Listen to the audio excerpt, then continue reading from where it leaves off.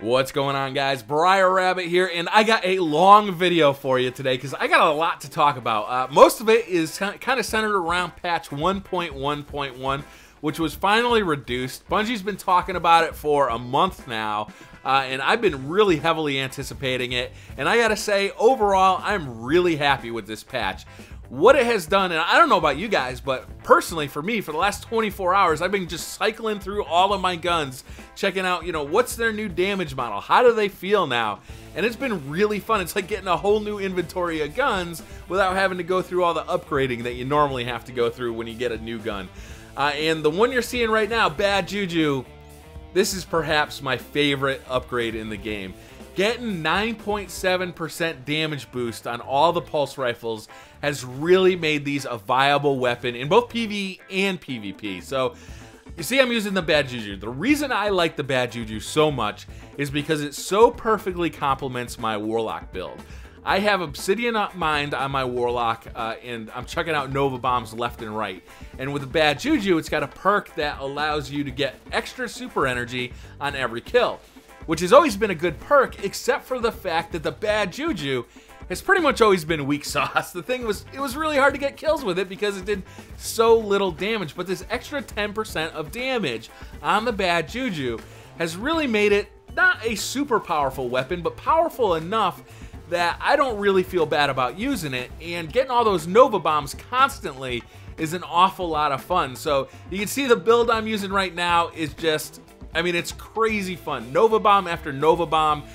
Bad Juju is helping me get them. When I throw a Nova Bomb down, I'm using the Obsidian Mind. That fills up my super meter again, and I'm just getting Nova Bombs as fast as could be. And I'm really happy that the Bad Juju is now really a viable weapon, so I don't feel like I'm wasting a weapon slot just to get that effect going. Red Death also has received a very favorable damage upgrade, as well as the shotguns. Real quick, I want to talk about the shotguns while I am blasting these hobgoblins. This is my new favorite tactic for taking out hobgoblins, is just bum rushing them with the shotguns. But back to Red Death. So I was talking to Patrick. Patrick has told me, yes, Red Death is indeed capable of getting a 2-burst headshot kill inside the Crucible. I believe that's going to make Red Death probably the most popular weapon inside the Crucible. 2 bursts to kill, plus you get your health back after every kill. That is a very powerful weapon now. It was a good weapon before. I think it was a top tier weapon before inside Crucible, but now I think it's really going to kind of get to that God mode status. It might even take over that Suros regime type of status where just everybody's using it all of the time. I don't think Xur sold it in a really long time, though. I could be wrong. I'd have to look back and actually see, but I don't remember him selling that thing for a long time. Maybe since like right near the release of Destiny. So it may not be a weapon that a lot of people have, but people who have it, I think, are going to be very pleased by the performance of it. The auto rifle is getting a 2.5% damage decrease. To be honest with you, to me, it seems a little bit uneven. I played a little bit with the Suros yesterday and this morning, and it didn't feel that different. The numbers are slightly less, but the actual time to kill, if it's milliseconds slower, that's it. I mean, it really is the difference between maybe 1, 2, or 3 bullets, depending on what you're actually firing at. In the Crucible, the thing is still very good. It still takes things down very quickly. The range decrease does not seem to have affected it that much. Hardlight, on the other hand, now Hardlight is a new weapon to me. It was one of the very last exotics that I've been looking for. I finally got it from the raid the other night, and I had very little playtime before the patch, but it definitely feels a lot weaker to me than what it felt like before the patch. That gun feels like it's shooting like laser marshmallows. It's awful.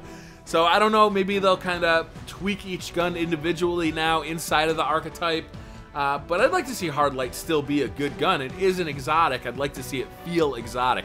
It definitely is one of the coolest looking and coolest sounding guns inside of Destiny. It feels like kind of a laser pulse rifle that is just, a space age weapon that's kind of missing inside Destiny.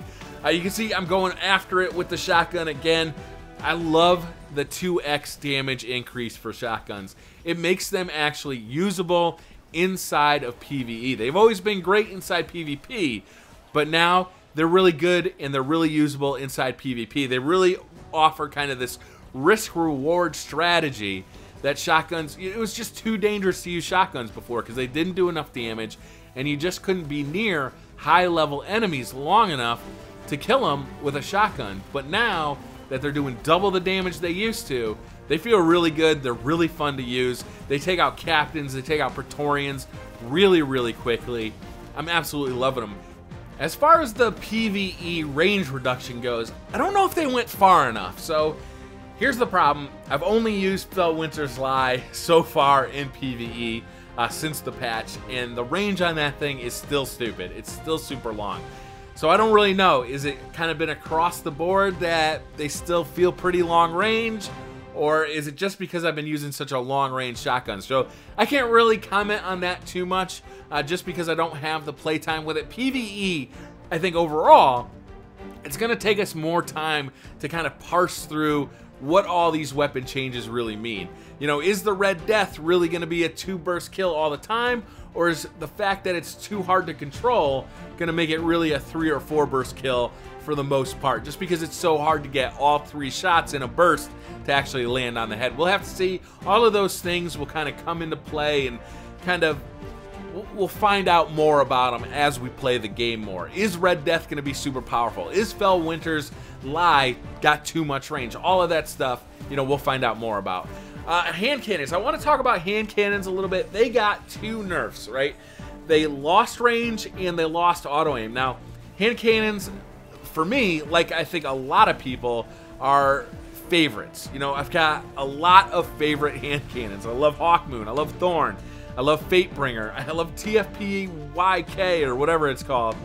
You know, I love all of those guns. And now, they're definitely harder to use. There's no doubt about it.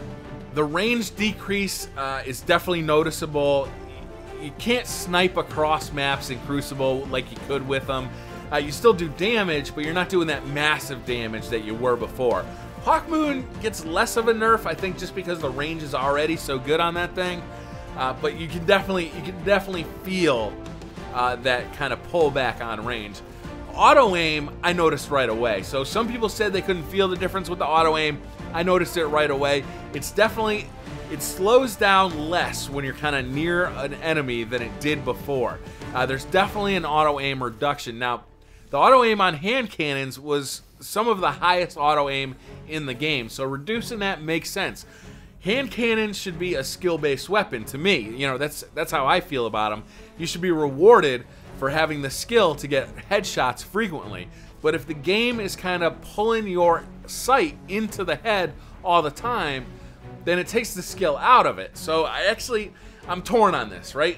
Like, I don't want to see them touch my beautiful hand cannons, but at the same time, I understand what they're doing, and I'd like, in the long run, for Destiny to be a game with multiple choices, and none of them are necessarily the correct or the wrong choice. And I think that's what they're really working on. You know, making this kind of level playing field for all of the weapon archetypes.